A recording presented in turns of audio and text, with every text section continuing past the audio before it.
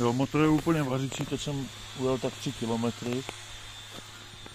A předtím, když jsem byl jezdit, tak už to pak nikdy nechtělo chytnout. Na poprvé. Na poprvé zase. Ale furt to nemá extra výkon, já ještě udělám asi výměnu válce pak za jiný.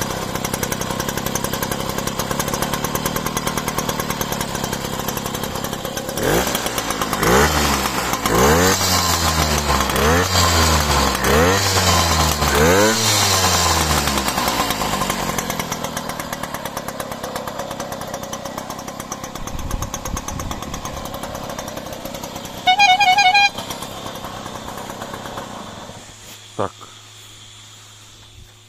jdeme zase spinkat.